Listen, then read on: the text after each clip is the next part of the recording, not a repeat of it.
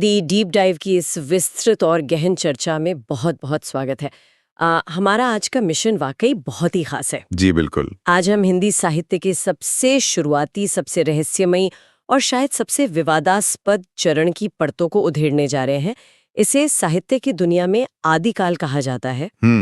और ये एक बहुत ही लंबा कालखंड है। हाँ, हमने जो नोट्स और रिसर्च खंगाली है उसके आधार पर ये 1000 ईस्वी से लेकर 1350 ईस्वी तक का दौर था। मतलब ये वो समय था जहाँ एक नई भाषा जन्म ले रही थी और ऐसे महान महाकाव्य रचे जा रहे थे जिन्होंने साहित्य की पूरी दिशा ही बदल दी। सही कहा आपने। इस युग की अहमियत सिर्फ कुछ पुरानी किताबों तक सीमित नहीं है। ये असल में एक पूरी सभ्यता, संस्कृति और भाषा के करवट लेने की दास्तान है। मतलब ये सिर्फ साहित्य का इतिहास नहीं है। बिल्कुल नहीं। अगर हम इतिहास के पन्नों में थोड़ा पीछे जाएं और उस समय की पृष्ठभूमि को समझें तो भारतीय राजनीतिक परिदृश्य में भारी उथल-पुथल मची हुई थी। हर्षवर्धन के समय की बात कर रहे हैं आप? हाँ, सम्राट हर्षवर्धन का शासन 648 ईस्वी के आसपास समाप्त हो रहा था। उसके बाद जो एक बड़ा स्थिर साम्राज्य था वो बिखरने लगा था। छोटे छोटे राज्य बन रहे थे, रजवाड़े आपस में टकरा रहे थे। और इसका सीधा असर समाज पर पड़ रहा होगा। जाहिर सी बात है। और ये एक ऐतिहासिक सच्चाई है कि जब जब राजनीतिक अस्थिरता टूटती है तब तब कला और साहित्य में एक नई तरह की छटपटाहट देखने को मिलती है। ठीक इसी राजनीतिक उठापटक के बीच एक नई आवाज आकार ले रही थी जिसे आज हम हिंदी साहित्य के रूप में जानते हैं।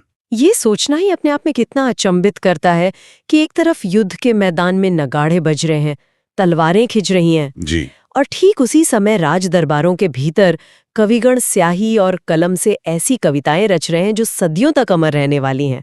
ये दौर शूरवीरों, खूनी युद्धों और राज दरबारों के उन किस्सों से भरा पड़ा है जो किसी तिलिस्म से कम नहीं लगते। ये केवल एक इत्तेफाक तो नहीं हो सकता कि हिंसा और साहित्य का ऐसा संगम हो रहा था। यह इत्तेफाक कतई नहीं था। हाँ। बल्कि जो बात इस दौर को साहित्य के नजरिए से सबसे दिलचस्प बनाती है वो ये है कि ये केवल तलवारों और ढालों का अखाड़ा नहीं था। तो और क्या था? ये भाषा के एक बहुत बड़े बदलाव का अखाड़ा भी था। ये वो संधिकाल था जहां संस्कृत और प्राकृत से विकसित हुई अपभ्रंश भाषा और हमारी आज की हिंदी का एक मिला जुला रूप उभर रहा था। अपभ्रंश मतलब, अगर इसे आसान शब्दों में समझना हो तो? आसान शब्दों में कहें तो अपभ्रंश का मतलब है भटकी हुई या बिगड़ी हुई भाषा। यानी संस्कृत का वो रूप जो आम जनता की बोली बनते बनते, सफर करते करते काफी बदल गया था। लोग उस समय एक ऐसी नई भाषा गढ़ रहे थे जो न तो पूरी तरह से पुरानी थी और ना ही पूरी तरह से नहीं। लेकिन जब भी कोई नई चीज बनती है तो विद्वानों के बीच बहस होना तो तय है। अरे बिल्कुल, भारी बहस। हाँ, इस नई मिलीजुली भाषा का नाम क्या रखा जाए, इस पर ही आलोचकों के बीच एक भारी वैचारिक युद्ध छिड़ गया। इन तमाम ऐतिहासिक दस्तावेजों को खंगालने पर पता चलता है कि हर बड़े विद्वान ने इस भाषा को अपने अपने नजरिए से देखा और एक नया नाम दे डाला। मतलब ये ऐसा था जैसे एक ही बच्चे के कई नाम रखे जा रहे हो। ये वैचारिक मतभेद बहुत ही गहरा और रोचक है। उदाहरण के लिए महान आलोचक आचार्य रामचंद्र शुक्ल ने जब इस अपभ्रंश मिश्रित हिंदी को परखा तो उन्हें इसमें प्राकृत भाषा की झलक दिखी। तो उन्होंने क्या नाम दिया? उन्होंने इसे प्राकृताभास हिंदी कह दिया। दूसरी तरफ चंद्रदत्त शर्मा गुलेरी जी का नजरिया थोड़ा अलग था। उन्होंने इसे बिना किसी घुमाव फिराव के सीधे सीधे पुरानी हिंदी मान लिया। ये तो काफी सीधा नाम हो गया। हाँ, और अगर हम आचार्य हजारी प्रसाद द्विवेदी जी की बात करें तो उन्होंने इसे परिष्कृत हिंदी का नाम दिया। लेकिन सबसे खूबसूरत नाम तो शायद विद्यापति ने दिया था, देसिल बैना। देसिल बैना सुनने में ही बहुत मीठा लगता है। इसका मतलब क्या है? इसका मतलब है देश की अपनी बोली। इसके अलावा कुछ अन्य विद्वान जैसे डॉक्टर नगेंद्र इसे विकसित अपभ्रंश कहते हैं, तो डॉक्टर भोला शंकर व्यास ने इसे अवहट्ट नाम दिया। मतलब हर किसी का अपना एक अलग तर्क था। बिल्कुल, हर नाम के पीछे उस आलोचक का अपना तर्क था कि वो भाषा के विकास को किस बिंदु से देख रहा है। चलिए इसे थोड़ा और खोलते हैं। अगर महज भाषा के नाम पर इतना गहरा विवाद था तो सोचिए इस पूरे युग, इस पूरे कालखंड के नामकरण पर कितना बड़ा झगड़ा हुआ होगा। झगड़ा तो बहुत बड़ा था। और वाकई अलग अलग विचारधाराओं के टकराव ने इस युग को कई नाम दिए। आचार्य हजारी प्रसाद द्विवेदी ने इसे आदिकाल कहा, जो आज सबसे ज्यादा प्रचलित है जी। लेकिन शुक्ल जी ने इसका नाम वीर गाथा काल रखा। महावीर प्रसाद द्विवेदी ने इसे बीजावापन काल कहा, शायद ये सोचकर कि यहाँ साहित्य के बीज बोए जा रहे थे। वहीं राहुल सांकृत्यायन ने इसे सिद्ध सामंत काल पुकारा। हाँ, और कुछ अन्य लोगों ने इसे चारण काल या आरंभिक काल भी कहा है। इतने सारे नाम, ये सब क्या दर्शाता है? ये जो अलग अलग नामकरण है, ये दरअसल इस बात की लड़ाई है कि उस युग की मुख्य पहचान आखिर थी क्या। जब शुक्ल जी ने उस दौर के साहित्य को पढ़ा तो उन्हें वहां राजाओं की अतिशोक्तिपूर्ण प्रशंसा और युद्धों का वर्णन सबसे ज्यादा देखा। तो इसलिए उन्होंने इसे वीर गाथा काल कह दिया। एकदम सही। लेकिन हजारी प्रसाद द्विवेदी जी ने महसूस किया कि इस दौर में सिर्फ वीरता की बातें नहीं हो रही हैं, धार्मिक साहित्य, लौकिक साहित्य और श्रृंगार भी लिखा जा रहा है। एक बहुत कुछ नया शुरू हो रहा था, इसलिए शुरुआत का सूचक आदिकाल नाम उन्हें ज्यादा सटीक और व्यापक लगा। इस युग की विविधता को समझने के लिए दो प्रमुख शैलियों का जिक्र बार बार सामने आता है, डिंगल और पिंगल। हाँ, डिंगल और पिंगल। इन दोनों को समझना बड़ा मजेदार है। अगर इसे आज के संदर्भ में एक आधुनिक उदाहरण से समझना हो तो पिंगल शैली किसी बॉलीवुड फिल्म के उस बेहद रोमांटिक गाने की मधुर धुन की तरह है जो सीधे दिल में उतर जाए। बहुत बढ़िया उदाहरण है ये। और डिंगल शैली वो तो किसी फुल एक्शन फिल्म के उस तेज, आक्रामक और रोंगटे खड़े कर देने वाले बैकग्राउंड म्यूजिक की तरह है। ये तुलना उस समय की भावनाओं को बखूबी समझाती है। अगर हम इसे थोड़ा व्याकरण और भाषा विज्ञान के नजरिए से गहराई में देखें तो पिंगल शैली असल में अपभ्रंश और ब्रज भाषा का एक सुंदर मिश्रण थी। और ब्रज भाषा तो वैसे भी अपनी मिठास के लिए जानी जाती है। बिल्कुल। इसलिए यह शैली बहुत ही कोमल, मधुर और कर्णप्रिय थी। इसका इस्तेमाल मुख्य रूप से प्रेम, सौंदर्य और श्रृंगार के वर्णन के लिए होता था। दूसरी ओर डिंगल शैली अपभ्रंश और राजस्थानी भाषा के मेल से बनी थी। राजस्थानी भाषा की खनक। हाँ, राजस्थानी शब्दों की खनक और अपभ्रंश का पुट मिलकर एक कठोर और कर्कश शब्दावली तैयार करते थे। ये शैली युद्ध के मैदान का सजीव वर्णन करने, हथियारों की झंकार और वीरों के उबलते हुए खून को शब्दों में उतारने के लिए एकदम उपयुक्त थी। कमाल का कॉन्ट्रास्ट है। अगर हम इसे व्यापक संदर्भ से जोड़कर देखें तो ये स्पष्ट होता है कि उस वक्त समाज में युद्ध की विभीषिका और प्रेम की कोमलता दोनों ही धाराएं समानांतर चल रही थीं। साहित्य बस उसी दोहरे समाज का आईना बन रहा था। डिंगल और पिंगल की इस अद्भुत दुनिया को देखकर एक बात तो साफ है कि उस समय के रचनाकार भाषा के साथ बेहतरीन प्रयोग कर रहे थे।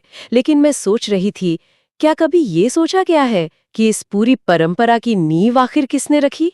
ये एक बहुत ही जटिल सवाल है। मतलब वो पहला व्यक्ति कौन था जिसने इस नई हिंदी में लिखना शुरू किया? पहला कवि कौन था? इस पर भी कोई एक आम सहमति नजर नहीं आती। अलग अलग विद्वानों ने अपनी पसंद के अनुसार अलग अलग कवियों को ये तमगा दे दिया है। जी हाँ। कुछ विद्वान शिव सिंह सेंगर की तरह पुण्य या पुंड को मानते हैं, तो राम कुमार वर्मा जैसे लोग स्वयंभू की तरफदारी करते हैं। गणपति चंद्र गुप्त शालिभद्र सूरी को हिंदी का प्रथम कवि ठहराते हैं, जबकि हजारी प्रसाद द्विवेदी अब्दुल रहमान का नाम लेते हैं। इन सभी दावों में अपनी अपनी एक सच्चाई है और हर आलोचक का अपना एक मापदंड है। लेकिन अगर हम उस एक नाम की बात करें जिसे ज्यादातर विद्वानों का समर्थन मिला है और जो आज के समय में सर्वमान्य है, तो वो है राहुल सांकृत्यायन द्वारा सुझाया गया नाम। राहुल सांकृत्यायन ने किसे माना था? उन्होंने सराहपा या सराहपाद को हिंदी का पहला कवि माना है। हालांकि आचार्य रामचंद्र शुक्ल का नजरिया यहाँ भी थोड़ा अलग ही चलता है। वे राजा मुंज को आदि कवि मानते हैं और जब बात आती है महाकाव्य की तो वे चंद बरदाई को आदि महाकवि का दर्जा देते हैं। और ये जो आदिकाल का साहित्य है, ये कोई एक सीधी लकीर नहीं है। अगर हम इस काल के साहित्य को खंगालें तो ये मुख्य रूप से 4 हिस्सों में बटा हुआ नजर आता है। हाँ, 4 मुख्य श्रेणियां हैं। रासो साहित्य, जिसे चारण काव्य भी कहा जाता है। रास साहित्य, जो मुख्य रूप से जैन कवियों द्वारा रचा गया। सिद्ध साहित्य, जो बौद्ध विचारधारा से गहराई से जुड़ा था। और नाथ साहित्य, जो शैव परंपरा यानी भगवान शिव की उपासना का साहित्य था। बिल्कुल। कुल मिलाकर इस युग में 3 मुख्य प्रवृत्तियां हावी थीं: वीरगाथात्मक यानी वीरता का बखान, धार्मिकता और श्रृंगारिकता, जैसे विद्यापति की मशहूर पदावली। यहाँ पर साहित्य के इतिहास का एक बहुत ही दिलचस्प और तीखा वैचारिक मतभेद देखने को मिलता है। आचार्य रामचंद्र शुक्ल साहित्य को परखने के लिए एक बहुत ही सख्त मापदंड लेकर चलते थे। उनका क्या मानना था? उन्होंने कहा कि केवल रासो साहित्य ही आदिकाल का असली साहित्य है। बाकी जो 3 हैं, जैन, सिद्ध और नाथ साहित्य, उन्हें उन्होंने साहित्य मानने से ही इनकार कर दिया। साहित्य ही नहीं माना? नहीं, उन्होंने उन्हें महज सांप्रदायिक शिक्षा कहकर खारिज कर दिया। उनका तर्क था कि वो केवल अपने अपने धर्म का प्रचार था, शुद्ध साहित्य नहीं। वाह, ये तो बहुत कड़ा नजरिया है। मतलब सीधे तौर पर उस दौर के एक बहुत बड़े हिस्से को, उन तमाम रचनाओं को जो समाज को दिशा दे रही थीं, साहित्य की श्रेणी से ही बाहर कर दिया। जी। हालांकि हजारी प्रसाद द्विवेदी जी का नजरिया इसके बिल्कुल विपरीत और कहीं ज्यादा समावेशी था। उन्होंने इन चारों धाराओं को आदिकाल के साहित्य में एक सम्मानजनक स्थान दिया। उनका मानना था कि धर्म और साहित्य को हमेशा अलग करके नहीं देखा जा सकता। और इसके अलावा कुछ ऐसी रचनाएं भी थीं जो इन चारों श्रेणियों में फिट नहीं बैठती थीं। उनका क्या हुआ? डॉक्टर नगेंद्र ने उन्हें स्वतंत्र साहित्य कहकर पुकारा, जबकि शुक्ल जी ने उन्हें फुटकल रचनाएं कहकर किनारे कर दिया। ये मतभेद दिखाता है कि साहित्य क्या है और क्या नहीं, इसकी परिभाषा भी समय के साथ बदलती रही है। यहाँ पर बात और भी दिलचस्प हो जाती है। जिस रासो साहित्य को शुक्ल जी इतना ज्यादा महत्व देते हैं, उस रासो शब्द का अपना ही एक गहरा रहस्य है। शब्द की व्युत्पत्ति को लेकर। हाँ, यह शब्द आखिर आया कहाँ से, इस पर भी एक लंबी बहस है। शुक्ल जी का मानना है कि यह शब्द बीसलदेव रासो में बार बार इस्तेमाल हुए रसायन शब्द से निकला है और घिसते घिसते रासो बन गया। लेकिन हजारी प्रसाद द्विवेदी और चंद्रबली पांडेय इसका एक अलग ही भाषाई सफर तय करते हैं। वे इसे संदेश रासक के रासक शब्द से जोड़ते हैं। उनका तर्क है कि शब्द का विकास कुछ यूं हुआ, पहले रासक, फिर रासा, फिर रासा और अंत में रासो। ये भाषाई विकास काफी तार्किक लगता है। और गारसा दत्तासी इसे राजसूय यज्ञ से जोड़कर देखते हैं। श्यामलदान इसे रहस्य शब्द से निकला हुआ मानते हैं और दशरथ शर्मा इसकी उत्पत्ति रस शब्द से बताते हैं। इस शब्द की उत्पत्ति चाहे जिस भी संस्कृत या अपभ्रंश शब्द से हुई हो, रासो साहित्य की अपनी कुछ बहुत ही स्पष्ट, मुखर और अनूठी विशेषताएं हैं। जैसे कि ये साहित्य मुख्य रूप से चारण कवियों द्वारा लिखा गया था। ये वो कवि थे जो अपने आश्रयदाता राजाओं के दरबार में रहते थे, उनके साथ उठते बैठते थे और यहाँ तक कि युद्ध में भी उनके साथ जाते थे। मतलब एक तरह से वॉर करेस्पॉन्डेंट की तरह। हाँ, कुछ वैसा ही। इन कवियों का मुख्य काम था अपने राजा की अतिशयोक्तिपूर्ण प्रशंसा करना, यानी छोटी सी बात को भी बहुत बढ़ा चढ़ाकर पेश करना। इनमें उस समय के सामंती जीवन की स्पष्ट झलक मिलती है। इनमें युद्ध का खौफनाक नजारा और प्रेम का अद्भुत मिश्रण है, जहां वीर और श्रृंगार रस दोनों अपनी चरम सीमा पर हैं। इस साहित्य की एक और बात जो थोड़ा सोचने पर मजबूर करती है, वो है इनकी संकुचित राष्ट्रीय भावना। बिल्कुल। मतलब उस दौर के कवियों या राजाओं के लिए राष्ट्र का मतलब पूरा भारतवर्ष नहीं था। उनके लिए अपना राष्ट्र केवल वही छोटा सा राज्य था जहां उनका राजा राज करता था। जी। अगर पड़ोस के राज्य पर कोई बाहरी हमलावर आक्रमण कर रहा है तो उन्हें उससे कोई खास मतलब नहीं होता था। और सबसे बड़ी बात, इस साहित्य में इतिहास के साथ कल्पना का इतना भारी समावेश है कि ये तय करना मुश्किल हो जाता है कि सच कहाँ खत्म होता है और कहानी कहाँ शुरू होती है। तथ्यों से ज्यादा भव्यता और राजा के महिमा मंडन पर जोर था।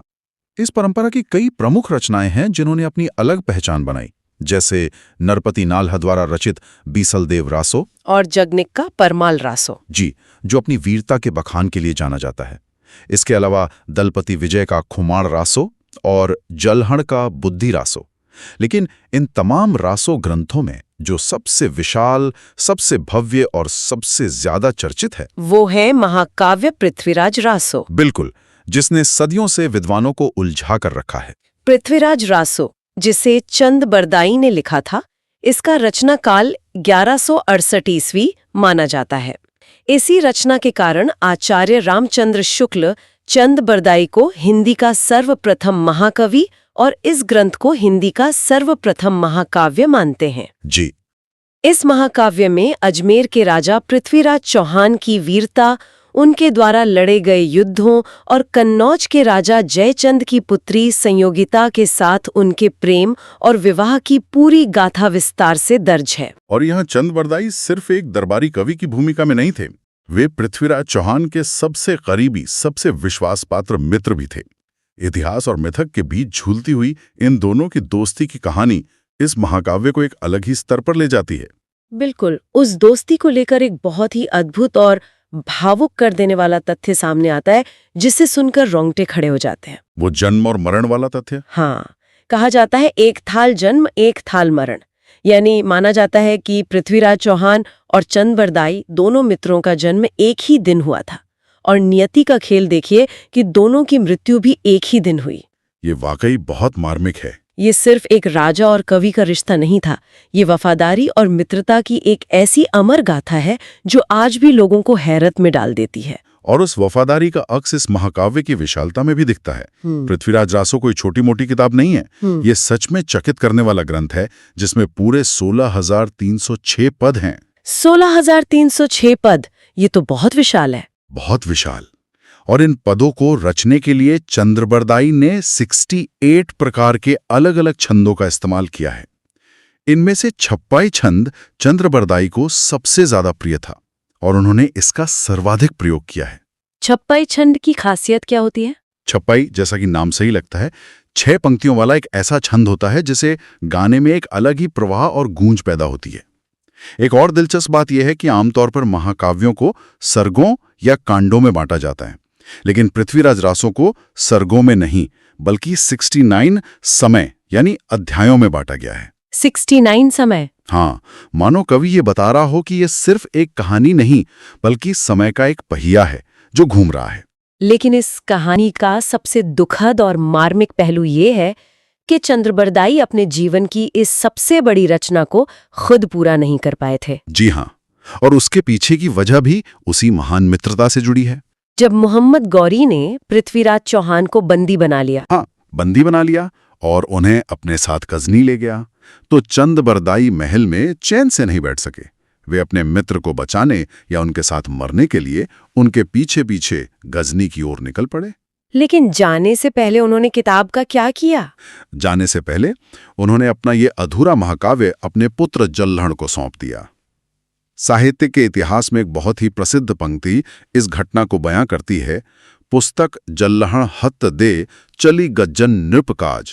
यानी पुस्तक अपने बेटे जल्लहण के हाथों में सौंपकर वे राजा के काम से अपने मित्र की खातिर गजनी की ओर चल पड़े। बिल्कुल, इस महाकाव्य का अंतिम और बाद का हिस्सा उनके पुत्र जल्लहण ने ही पूरा किया था। इतने विशाल, ऐतिहासिक और भावनात्मक ग्रंथ पर बाद के विद्वानों ने जो टिप्पणियां की हैं वे भी बहुत दिलचस्प हैं।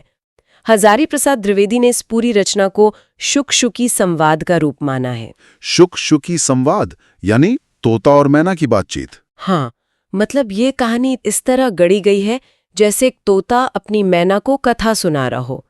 दूसरी तरफ डॉक्टर नगेंद्र ने इसे थोड़ा नीरस मानते हुए महज एक घटना कोश कह दिया, यानी सिर्फ घटनाओं की एक डिक्शनरी। और डॉक्टर बच्चन सिंह ने क्या कहा? डॉक्टर बच्चन सिंह ने इसे एक बहुत ही गहरा नाम दिया, राजनीति की महाकाव्यात्मक त्रासदी। बहुत ही सटीक वर्णन है और इन अलग अलग नजरियों से ही जन्म लेता है हिंदी साहित्य का सबसे गहरा, सबसे उलझा हुआ विवाद। तो इन सब का आखिर मतलब क्या है? क्या ये पूरी कहानी, ये पूरा महाकाव्य ही काल्पनिक है? क्या पृथ्वीराज रासो असली है भी या नहीं? ये एक बहुत ही महत्वपूर्ण प्रश्न खड़ा करता है। इस ग्रंथ की प्रामाणिकता यानी ये कितना असली है और कितना नकली, इस पर विद्वानों की दुनिया साफ तौर पर 3 खेमों में बटी हुई है।